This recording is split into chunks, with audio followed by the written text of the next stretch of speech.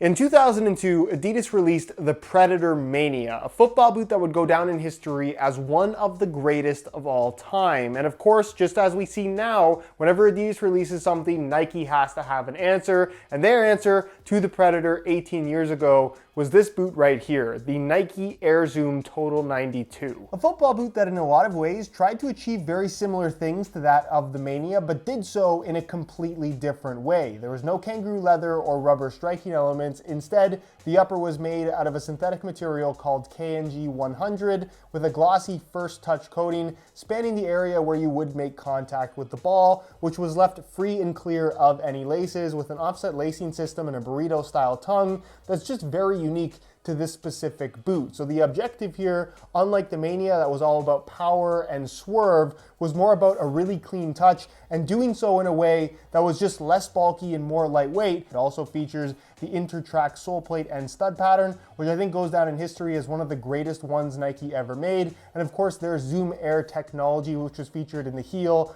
as well as in the forefoot for added cushion. But if I'm being honest, it wasn't something that I thought was terribly effective. And as you can see, these boots are so old that the heel liner is just peeling off. By today's standards, it might not seem that interesting, but back in 2002, this boot was very futuristic looking, so much so that I remember specifically as a kid walking into a sports store and seeing these on the shelf and thinking to myself, that's a pair of football boots that I would like to own. So the AZT92 is really the first boot that I would say is responsible for me taking note of how cool football boots actually are. Of course, the rest is history. So in celebration of what is a pretty important football boot, but also a very overlooked football boot in Nike history, Nike have remade it in the form of the Phantom Venom. Let's face it, they didn't do the best job. So what I have here is a Nike Air Zoom Total 92 inspired colorway of the current Nike Phantom Venom Elite as part of the Future DNA pack, where I think if you're familiar with the AZT92, you'll immediately recognize this design, but if you're not, it's kind of just a weird looking colorway of the Phantom Venom. Oh, and by the way, yes, this boot does have ACC, just in case you weren't sure. With that said, I really wish I had the original in this same white and black colorway. Unfortunately, that's not the case. They are extremely difficult to come by, and as you've already seen, they're boots that don't age particularly well. Either way, I do want to compare the OG to the Remake because these two boots actually have more in common from a conceptual standpoint than I think a lot of people realize. I also want to go over all the details of this Remake and of course take a closer look at how they fit and feel on feet. So if you're interested in learning more, please stick around, watch the entire review, and if you're interested in a pair of these for yourself, I'll leave a little pop-up on screen, or you can click the first link down below. That's going to take you to the review page on my website where you'll find buy it now links with exclusive SR4U coupon codes to pick these up well below their normal $250 retail price. As far as extras go, the boots just come in a regular gray and black Nike box like any other top-end model, and they also come with a string bag. Unfortunately, it's not Air Zoom T92 inspired, it's just a regular Phantom Venom design, but I will admit it does look quite cool in these colors. It's a white bag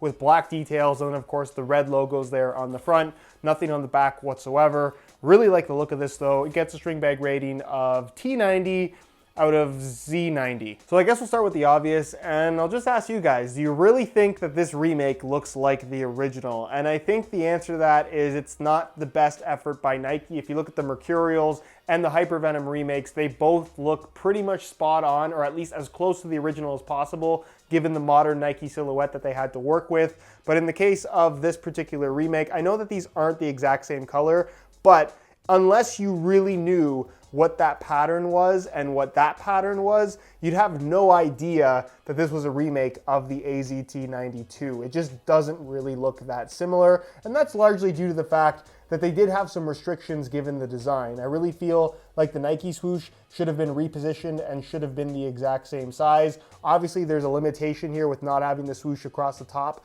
because of the striking element that you have here on the Phantom Venom. And then you can even see on the medial side, the positioning of the swoosh isn't exactly right. You have a little bit more of that pattern. And then of course, the one detail that they tried to kind of carry over is the Zoom Air branding that on the white and black colorway was actually red, which is the reason why you have the red ACC logo right there. I realize that this boot doesn't have Zoom Air technology, but I still think it would have been cool to put the Air Zoom on the upper regardless. And then even on the back, you can see they added the Nike swoosh right there, which is supposed to look like the original, but again, the positioning, it's just not even close. And then obviously with the sole plate, there wasn't a whole lot that Nike could really do with the Phantom Venom aside from putting a wearable finish, which they opted against, but it doesn't have the same design either. I personally don't think it's ugly, but I can understand why somebody would. Colorway aside, what's most interesting about these two boots is that they're technically part of the same lineage. Let me run you through the history. The original T90 model was the Air Zoom Total 90. That was of course followed up by this guy right here, the Air Zoom Total 92, which would be later followed up by the Air Zoom Total 93. I know they're very creative with these names.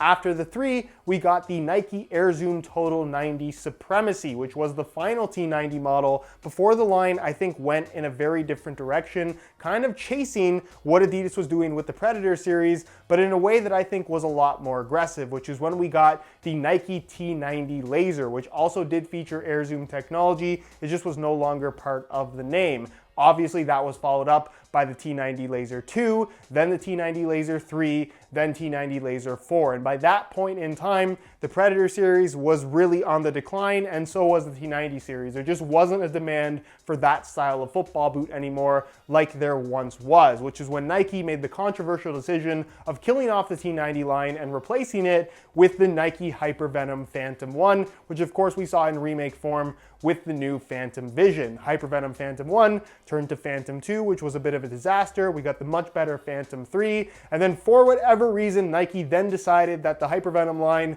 was going to be no more, and it got replaced by what I'm holding right here, the Nike Phantom Venom, which was kind of a hybrid of all three generations of football boots within the same lineage that came before it. It has the simplicity of the original T90. It has some of the aggressiveness in the form of the striking element of the T90 Laser, and then of course some of the more speed boot-esque characteristics of the Hyper Venom series, all wrapped up into one boot. And I want to be clear in saying that I think the Phantom Venom Elite is still one of the top football boots on the market right now, even though it's technically Nike's oldest model, and the next one in line to see a replacement, likely this summer, but with all the drama that's happening in the world these days, who knows when those boots are actually going to come out. Either way, what I like so much about the Phantom Venom is that it does have some speed boot characteristics about it. So the boot is very lightweight. There's really not a huge weight difference between this and the Nike Mercurial Vapor 13 Elite, which I think a lot of people would be surprised to learn given how much different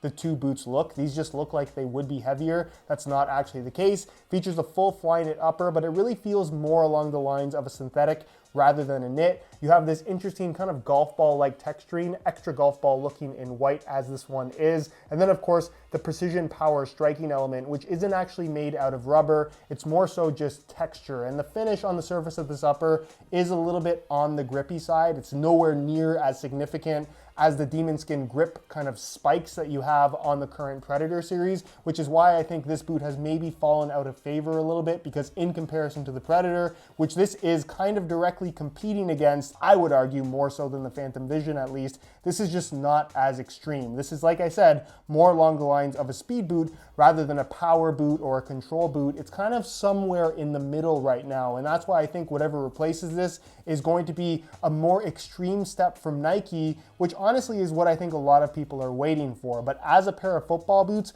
these are just extremely well-rounded, and at this point in time, dare I say, kind of underrated. And again, just to be 100% clear, yes, these do have ACC. Something interesting that I mentioned earlier about the AZT92 is that it was more or less the lightweight alternative to something like a Predator Mania. So the question is, how light is the boot actually, and how do they compare to the remake variation, which of course is the modern Phantom Venom? So I'm gonna weigh both versions for you today in real time. Keep in mind, these are both in the same size, 9.5 US. So this is a fair comparison. We'll start off with the OG, an 18-year-old football boot that you can see weighs in at 9.55 ounces, the equivalent of 271 grams, which is not super heavy, but it's certainly not super lightweight by today's standards. We'll pull these off the scale and we'll throw on the Phantom Venom Elite, which, like I said, is lighter than I think a lot of people realize. And you can see that they weigh in at 7.2 ounces, the equivalent of 205 grams, which is a very significant weight difference. Now, I will say that these do look a little bit more convincing as T90s on feet, but either way, they are still just regular Phantom Venoms, which, like I said, is still an excellent pair of football boots.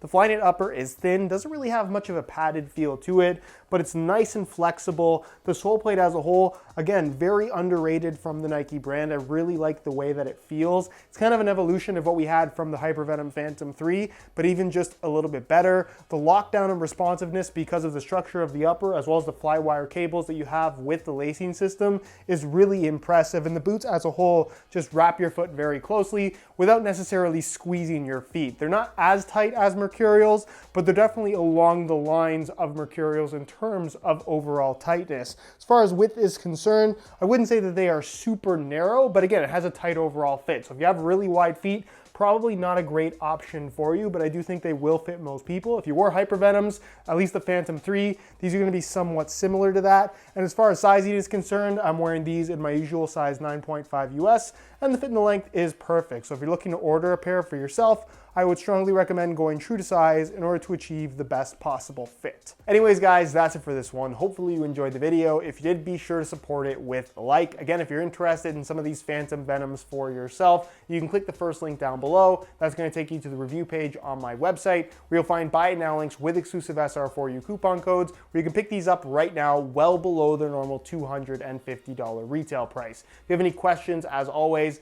leave them down below in the comment section, and I'll do my best to get an answer out to you. If you aren't subscribed to the channel already, make sure you hit that subscribe button along with the little bell notification so you get notified when the next new video goes live. You can find all my social media information linked down below in the description as well. And other than that, guys, thank you so much for watching, and we'll see you in the next one.